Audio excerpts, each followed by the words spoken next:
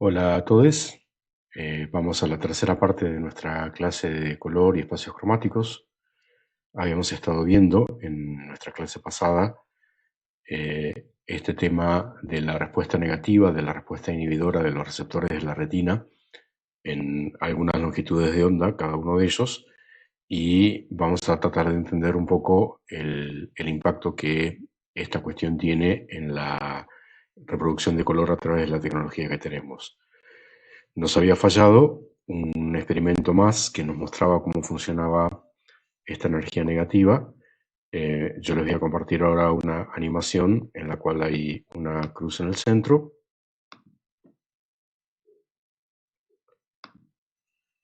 Ustedes miran la cruz en el centro y luego de unos pocos segundos desaparecen los círculos magenta y empieza a verse un círculo verde que gira en sentido horario. Si luego de ver el círculo verde miramos hacia otro lado, parpadeamos, cerramos los ojos, vamos a ver que en realidad no hay ahí nunca ningún círculo verde. En realidad lo que está ocurriendo es que estamos viendo esa, entre comillas, energía negativa de la que hablábamos hoy. Es un experimento como tantos otros que se han hecho para poder comprender el porqué de este comportamiento. Es lo que se conoce como potenciales evocados. Y que de alguna manera muestra el hecho de que, bueno, no siempre lo que estamos viendo es fiable. Vamos a ver ahora uno de los temas que por ahí es más complejo dentro de la teoría del color, que es el tema del metamerismo. El metamerismo intenta explicar, es una teoría que nos permite explicar por qué estamos percibiendo los colores de la manera que lo hacemos. Básicamente, el concepto es, si bien el espectro es continuo, al tener tres solamente receptores, hay una proyección de un espacio que en principio tiene infinitas dimensiones, porque se trata de un espacio que tiene una cantidad infinita de variables independientes, que se proyecta hacia un espacio de tres dimensiones nada más, que son el sensor del rojo, el sensor del verde y el sensor del azul en el ojo humano. Entonces, nosotros vemos aquí un gráfico que intenta expresar un espectro cualquiera de un objeto que tiene un determinado color, y lo que tenemos a la derecha es una representación idealizada de cómo el ojo lo está percibiendo. El ojo está percibiendo el color, estamos hablando de un píxel, básicamente. O sea, esto que estamos diciendo ocurre en todos los, entre comillas, píxeles de la retina, si tal cosa existiese, pero básicamente es cómo se genera la sensación cromática en cada uno de los lugares para los cuales podemos ser perceptuales. Entonces, esa percepción cromática se organiza en función de tres cantidades. Hay una cantidad que es la componente acromática, que podríamos decir, entre comillas, es el nivel de gris que tiene ese estímulo o la cantidad de energía que tiene isotrópica a todas las frecuencias, a todas las longitudes de onda. Luego hay una componente cromática que tiene un determinado nivel de energía y ocurre a una longitud de onda dominante. Esas serían las tres cantidades: la componente acromática, que es una función constante; la componente cromática, que es una función impulsiva que tiene una determinada energía; y la tercera cantidad es a qué longitud de onda dominante está ocurriendo ese estímulo. Esas tres cantidades nos permiten representar cualquier sensación cromática porque, bueno, la luminancia, lo que los fisiólogos habían determinado como brillo, como variable lingüística que utilizábamos los humanos para describir cuando un estímulo es más brillante o es más oscuro, esa cantidad surge de sumar la energía de la componente cromática más la energía de la componente cromática. Luego la saturación, la pureza, si es fluo, si es pastel, si prácticamente no tiene color y es simplemente un gris o variables lingüísticas parecidas, se obtiene a partir de la relación que tiene la energía cromática con la energía acromática, cómo están determinados entre ellos. ¿Sí? Básicamente, esta relación entre la energía de la componente cromática y la energía de la componente acromática determinan la pureza o la saturación del estímulo que estamos teniendo. Cuanto más alta es la componente cromática respecto de la cromática, más saturado es el estímulo. Y la tercera magnitud, que es la longitud de la onda dominante, representa, entre comillas, el color propiamente dicho, si es rojizo, verdoso o amarillento. Esto hasta cierto punto, porque, bueno, nos vamos a enterar ahora en cuestión de minutos de que hay colores perceptuales que no tienen una longitud de onda dominante, en particular el magenta. El magenta no es un color que tenga una existencia física, sí tiene una existencia perceptual. Nosotros vemos el color magenta, pero no hay un estímulo luminoso monocromático puro que cuando vemos esa radiación a esa longitud de onda, esa radiación nos produce la sensación del magenta. En realidad, para este modelo, el modelo del metamerismo, lo que ocurre con el magenta es que es el complementario del verde. Bueno, el metamerismo nos explica entonces por qué es posible que exista un espacio cromático como el RGB. Seguramente esta carta que tenemos acá la hemos visto en más de un lugar, donde se ven las diferentes combinaciones posibles de colores a partir de superposiciones de rojo, verde y azul. Rojo más verde nos dan amarillo, verde más azul nos dan cian, azul más rojo nos dan magenta y los tres juntos nos dan blanco. Bueno, esto está mostrando algunas cosas que, insisto, van a romper un poco con digamos, la concepción popular que tenemos, la concepción tradicional que tenemos acerca de color, porque, bueno, básicamente esto nos está mostrando que el color que yo necesito sumarle al azul para obtener blanco, o sea, el color que sería el complementario del azul, es el amarillo. Rojo más verde me dan amarillo, rojo más verde más azul me dan blanco, por lo tanto el amarillo y el azul son opuestos entre sí o complementarios. Tal cual ocurre con el verde y el magenta, como decíamos recién. Si ustedes recuerdan el experimento que hicimos hace unos minutos, teníamos círculos magentas, de los cuales había uno que se apagaba en forma rotativa, y luego de mirar un rato, el efecto que teníamos era la aparición de un círculo verde rotante. En realidad no hay ningún círculo verde, sino que lo que hay es, como decíamos hoy, un potencial evocado que queda en la retina en el momento en el que desaparece el estímulo, desaparece la energía negativa o el estímulo negativo y se ve entonces el complementario.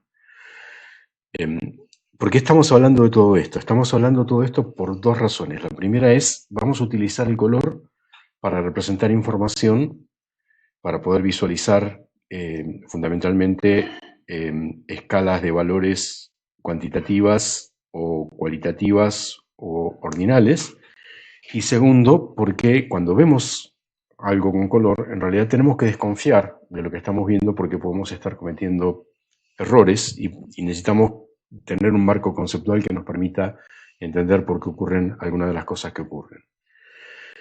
Bueno, estamos ya en condiciones de abordar el tema principal de nuestra clase, que son los espacios cromáticos.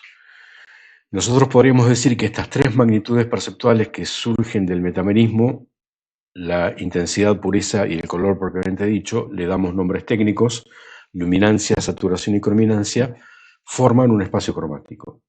¿Esto qué quiere decir? Quiere decir que estamos estableciendo una especie de mapeo, estamos estableciendo una especie de representación entre algo que se podría representar en un espacio geométrico, o sea, podríamos poner en algún lugar geométrico un eje que sea la luminancia, otro eje que sea la saturación y otro eje que sea la crominancia.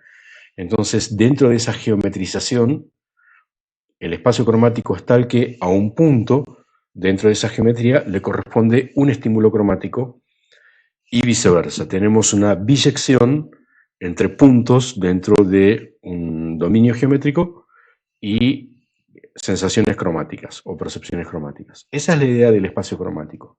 Esa es la razón por la cual estamos metiéndonos en este tema. ¿Y por qué lo haríamos de esa manera? Y porque si nosotros podemos organizar dentro de una geometría todas las percepciones cromáticas posibles, utilizamos los ejes de esa geometría para generar una variable que cuando nos vamos moviendo por ese eje nos va generando gamas cromáticas, llamadas también paletas o leyendas o tiene varios nombres, que son las que nos permiten en definitiva generar ese tipo de escalas. Lo que nosotros denominamos típicamente un mapa de calor no es ni más ni menos que eso, es simplemente una manera en la cual cuando una determinada cantidad que queremos representando va variando, esa cantidad se mueve dentro de una geometría que nosotros no conocemos y ese movimiento dentro de esa geometría va generando cambios en una escala de colores que está representada con el espacio del mapa de calor. Bueno, vamos a seguir un poco históricamente cómo se desarrolló esto. Nosotros dijimos que el punto de partida fueron los fisiólogos de mediados y fines del siglo XIX. Llegamos a, digamos, los primeros años del siglo XX y llegamos al momento en el cual estas cuestiones comenzaron a estandarizarse. Y la estandarización se hizo a través de, no el espacio cromático silvestre, por llamarlo de alguna manera, de crominancia, luminancia y saturación o intensidad, pureza y color propiamente dicho, sino que se hizo en términos de las variables físicamente manipulables. Ustedes recuerdan cuando comenzamos a hablar de esto en la primera parte de la clase que dijimos la teoría del color tiene dos partes. Tiene una primera parte que es totalmente científica, por llamarlo de alguna manera, en la cual podemos elaborar experimentos científicos reproducibles, medibles, etcétera, etcétera, y una parte que es puramente subjetiva. Entonces la idea, alrededor de estos comités que comenzaron a generar una estandarización de los espacios cromáticos, es trabajar sobre lo primero. Entonces, ¿qué es lo que tenemos para poder estandarizar nuestra representación de los colores a través de espacios cromáticos? Lo que tenemos es el comportamiento de nuestros receptores. Tenemos estas tres curvas que habíamos estado viendo antes. Y lo que vamos a hacer ahora, o lo que se hizo en aquel momento, estamos hablando de 1931, y estamos hablando de un comité que se reunió en Francia. Ustedes saben que el kilo patrón y el metro patrón están en París, en algún lado. Bueno, el rojo patrón, por decirlo de alguna manera también. Lo que se hizo fue no utilizar las curvas de respuesta del receptor del rojo, verde y azul de la retina humana para el experimento de la ecualización tal cual se había hecho a comienzos del siglo, sino que se utilizaron las curvas, es decir, se utilizaron iluminantes que no existen, que no pueden físicamente colocarse de este lado, porque, bueno, lamentablemente no podemos tener iluminantes que tengan una radiancia espectral que sigan esta curva que está acá. Por ejemplo, esta es la curva de la sensibilidad del rojo, y vemos que la sensibilidad del sensor del rojo en la retina tiene energía negativa o genera un estímulo negativo en una determinada longitud de onda. Nosotros no podemos generar esa iluminación porque no tenemos ningún medio físico que nos permita generar, entre comillas, fotones negativos o algún fenómeno que le quite energía a la retina de la persona que mira y la lleve hacia el iluminante. Bueno, a esos colores entonces se los conoce como colores imaginarios, son los colores X, Y y Z, X, Y, Z, que están definidos indirectamente a partir de esas curvas que nosotros vimos. Se los denomina colores imaginarios porque, bueno, no se pueden fabricar en la realidad, pero sí es cierto que cuando combinamos una determinada cantidad de X con Y y con Z, llega un momento donde la parte positiva de alguna de estas tres curvas compensa la parte negativa de las otras dos y por lo tanto obtendríamos algo que físicamente es realizable. Bueno, este experimento entonces termina en esta carta que está aquí. Esta carta que está aquí es el diagrama de cromaticidades. Ahora vamos a ver de qué se trata la cromaticidad.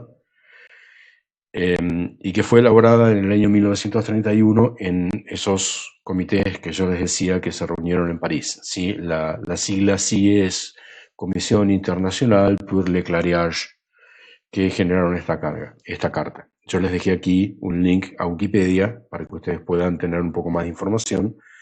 Esta imagen que tenemos acá tiene algunas ventajas y algunas desventajas.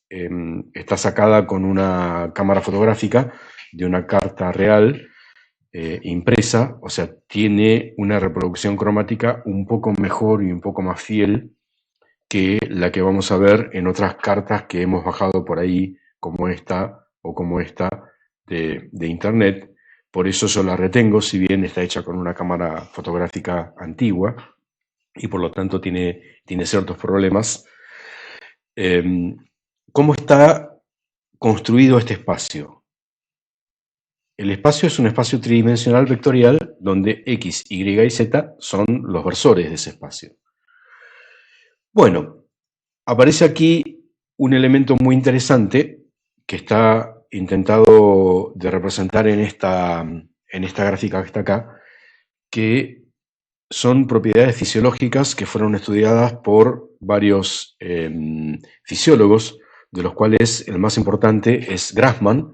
Grassmann estableció algunas leyes, de las cuales nos vamos a quedar con las dos primeras, que básicamente para los que tenemos algún tipo de formación en matemática lineal no son ninguna sorpresa, ¿no es cierto?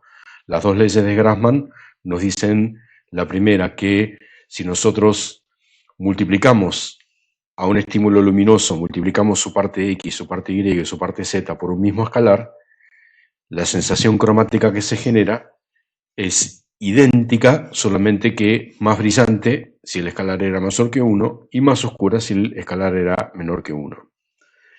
Para los que tenemos alguna formación matemática, eso que estamos viendo no es ni más ni menos que la ley que tienen los espacios vectoriales de que si yo multiplico un vector por un escalar, lo que obtengo es un vector que tiene un módulo un poco mayor, un poco menor, pero sigue siendo el mismo vector. ¿Sí? La segunda ley de Grassmann también es muy interesante y es la que estamos intentando representar en este gráfico de aquí. Básicamente lo que nos dice es que si nosotros combinamos dos estímulos cromáticos, el F1 y el F2 aquí, la apariencia cromática, lo que vamos a llamar cromaticidad resultante, yace en el segmento convexo que se generaba por las cromaticidades de cada uno de los estímulos intervinientes. Esto, para los que tenemos esa formación matemática, no es ni más ni menos que la ley del paralelogramo en los espacios vectoriales, que básicamente lo que nos dice es que cuando estamos sumando dos vectores, el vector resultante simplemente se obtiene conformando el paralelogramo que se genera cuando colocamos, por ejemplo, el vector 2 a continuación del vector 1 o el vector 1 a continuación del vector 2. O sea, básicamente las dos leyes de Grassmann con las cuales estamos hablando, en realidad son varias otras, pero nos quedamos con esas dos, son suficientes. Básicamente lo que nos dice es el espacio X y Z es un espacio vectorial y por lo tanto es cerrado bajo suma y bajo producto por un escalar. Bueno, ¿qué es entonces la cromaticidad? Sí, nosotros dijimos que este es un espacio de cromaticidades. La cromaticidad es la combinación de la crominancia y de la saturación. O sea, estamos dejando la luminancia de lado en el espacio silvestre o el espacio lingüístico que caracterizaba los estímulos cromáticos por luminancia, crominancia y saturación, o sea, brillo, pureza y color propiamente dicho. Entonces, pureza y color propiamente dicho, al margen de la luminancia, conforman un conjunto al cual denominamos cromaticidades.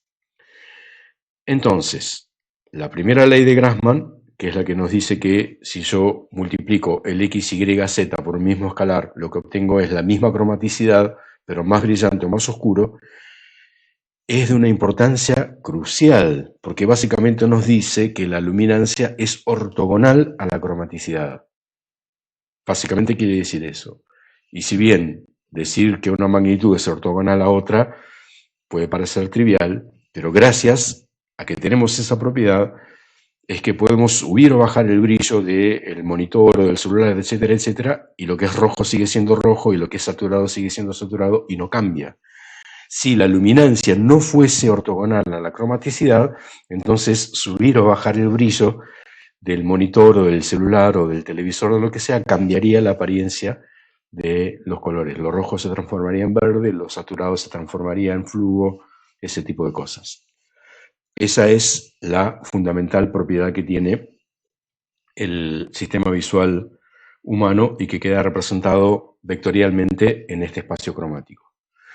Luego volvemos un segundito a esta carta y básicamente esta carta lo que nos dice es, perfecto, si yo sé que todas las cromaticidades son las mismas y conforman un plano y ese plano es ortogonal al eje de la luminancia, yo puedo tener una visualización, valga la redundancia, valga el uso de nuestra materia dentro del material técnico de nuestra materia, de todas las cromaticidades posibles al margen de la luminancia que tengamos.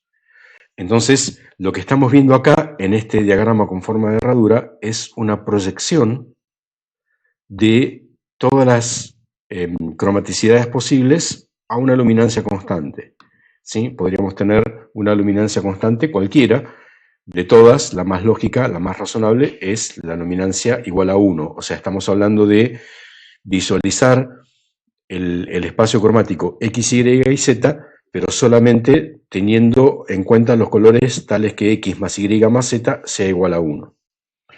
Yo sabiendo el X y el Y, y sabiendo que X, Y más Z es igual a 1, puedo despejar el Z, porque simplemente le resto 1 al valor de X y al valor de Y, y con eso lo obtengo. O sea, básicamente tenemos que tratar de representarnos que tenemos un espacio en 3D, y dentro de ese espacio en 3D estamos viendo un plano que está alabeado, que corta al eje X en 1, corta al eje Y en 1 y corta al eje Z en 1. Y sobre ese espacio estamos viendo este diagrama en herradura que tenemos acá. Si el corte hubiese sido hecho no para X más Y más Z igual a 1, sino para otra constante, hubiésemos tenido otra herradura, o más pequeña si la suma es menor que 1, o más grande si la suma es más que 1. Bueno, este es entonces el valor, o uno de los posibles valores que tiene nuestro diagrama X y Z de cromaticidades. Una vez que lo tenemos acá, nos vamos a dar cuenta que esto tiene una cantidad de propiedades extraordinarias. O sea, podríamos hacer una materia entera hablando solamente de la teoría del color y cómo esa teoría se puede expresar o se puede representar dentro del diagrama X y Z que tenemos acá. Como siempre, la materia es tirana y no podemos hablar de todo lo que quisiéramos hablar, entonces vamos a decir solamente algunas cuestiones. La primera que surge a golpe de vista es, yo tengo un diagrama con herradura que tiene un interior coloreado y un exterior que es negro. ¿Qué quiere decir esto? Bueno, esto es una visualización y esta visualización está mapeando la información del X y Z a un estímulo cromático, a la mejor aproximación que se puede hacer de un estímulo cromático, de manera tal de que nosotros veamos de que, por ejemplo, el punto 0,3 en X y 0,2 en Y, que estoy marcando acá, y por lo tanto 0,5 en Z, para que la suma de los tres me dé igual a 1, tiene una apariencia púrpura como la que está marcada acá. Y un punto que tiene, por ejemplo, 0,5 de X y 0,4 de Y, y por lo tanto 0,1 de Z, que está marcado más o menos por acá, tiene una apariencia amarilla. Esa es la visualización que tenemos. ¿Y qué es lo que pasa con el exterior? Bueno, si nosotros fuésemos a estas curvas que pusimos en la parte pasada de la clase, veríamos que si yo, por ejemplo, me voy de mambo con la parte X y no pongo una parte Y y una parte Z que compense la parte negativa de la parte X, entonces obtendría un tanto por ciento de X más tanto por ciento de Y más tanto por ciento de Z, que cuando lo sumo obtendría una función que tendría una parte negativa. Y eso sabemos que físicamente no se puede realizar. Entonces, lo que hacemos es, si el X más Y más Z tiene alguna parte negativa, a esa parte, a esa combinación la pintamos en negro. El exterior del diagrama representa combinaciones de X más Y más Z que no se pueden realizar físicamente. No podemos tener nunca un estímulo cromático que tenga esa coordenada en el espacio X, Y, Z, porque no se puede realizar físicamente tal cosa.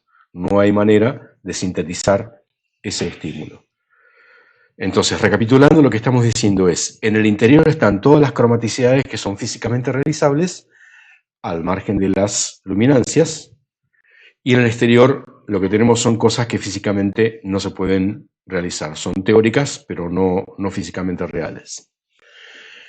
Seguramente alguien mirará este gráfico y dirá, bueno, pero ¿y dónde está el marrón? ¿Dónde está el pardo? ¿Dónde está...? Cada uno verá que hay colores aquí que no están. Bueno, en realidad lo que ocurre es que el marrón es un color en la zona del amarillo o al amarillo anaranjado con baja luminancia. Y el pardo, tal cual lo habíamos mencionado el otro día, es un color en la zona del verde azulado o azul verdoso con baja luminancia. ¿Sí? O sea, créanme, y en la medida en la que ustedes empiecen a trabajar con estos espacios cromáticos, se van a ir familiarizando y los van a ir viendo con un poco más de marco conceptual. Créanme que acá adentro están todos los colores posibles. Bueno, esta sería una primera posible característica que tiene este espacio cromático de tantísimas otras que vamos a ir viendo.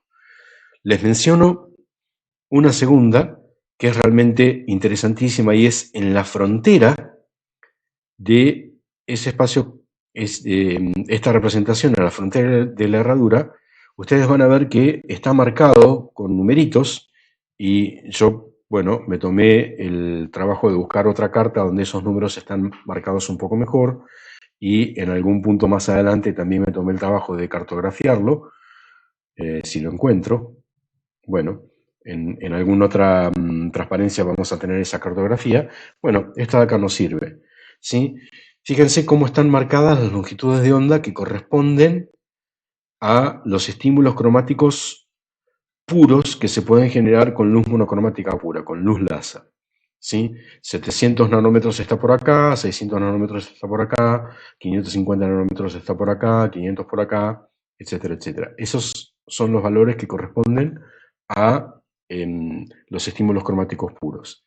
Y por fuera de esa zona, en esta zona lineal, están los magenta, púrpura, etcétera, etcétera, que no tienen una longitud de onda pura. O sea, no hay una luz láser, una luz monocromática, que cuando es vista por el ojo humano genera la sensación de violeta, de púrpura o de magenta. ¿Sí? Como dijimos hoy, en realidad el magenta es rojo más azul y eso genera una sensación de un color puro, pero en realidad no hay tal cosa. Bueno, de alguna manera eso nos permite ir demarcando los diferentes colores y los nombres que tienen estos colores. Nos vamos dando cuenta que a medida que nos vamos acercando al centro del diagrama, los colores van perdiendo saturación y se van volviendo más monocromáticos, más blancos. Eso luego empieza a tener sentido porque, bueno, vemos que en el centro del diagrama, en el 0,33, 0,33, 0,33, o sea, X igual a Y igual a Z, o sea, un tercio más un tercio más un tercio igual a 1, en ese punto tendríamos un posible blanco.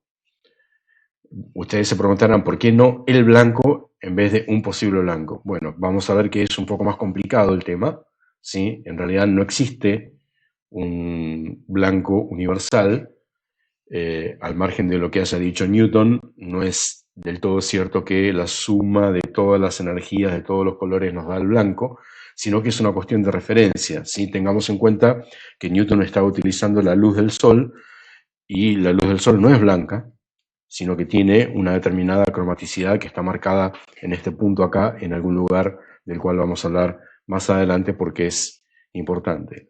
O sea, básicamente lo que les quiero decir es, en realidad blanco es un centro de referencia que nosotros ponemos, pero podríamos poner otro centro de referencia y las propiedades cromáticas, como serían percibidas, cambiarían al cambiar el centro. Aquellos que hayan estado expuestos al concepto de temperatura cromática porque hayan hecho un curso de fotografía o algo por el estilo, seguramente deben entender lo que estoy diciendo, el famoso tema del balance del blanco. Vamos a hablar acerca de eso un poquitito, pero más adelante. Bueno, entonces tenemos esas propiedades, tenemos la propiedad de que en el exterior, en la piel de la parte curva de la herradura están los colores monocromáticos puros, en la parte lineal que va del rojo rojísimo al púrpura o violeta violetísimo están los complementarios del verde. Hay una cosa que también es notable y es la cromaticidad es, entre comillas, circular. O sea, básicamente lo que estamos queriendo decir con esto es, nosotros por un momento nos podemos posicionar en cualquier lugar del gráfico que ustedes quieran, nos podemos posicionar aquí, por ejemplo, y seguramente tengo un color más rojizo o un color más azulado. Me voy hacia el más rojizo y aquí tengo uno más rojizo, uno más azulado, y me puedo mover en la zona no central del gráfico, me puedo mover en sentido horario o en sentido antihorario, generando un continuo, y nunca termino, nunca llego a un borde. La única manera de acercarme a un borde es moverme en forma radial, alejándome de ese centro hipotético que era el blanco. ¿Sí? O sea, tenemos aquí una propiedad emergente que, bueno, no tendría por qué haber sido así, o sea, no es algo físicamente o matemáticamente obligatorio, sino que es algo emergente, es un epifenómeno del sistema visual humano por el cual la cromaticidad es circular, ¿sí? Nos podemos ir siempre para un lado más frío o para un lado más cálido, cualquiera sea el color en el cual estamos posicionados, ¿sí? Esto realmente es interesante y, bueno, da origen, obviamente, a otro tipo de geometrizaciones, o sea, a otro tipo de espacios cromáticos. Bueno, vamos dejando entonces por acá esta parte de la clase y nos vemos en la parte 4 más adelante. Que tengan un buen día.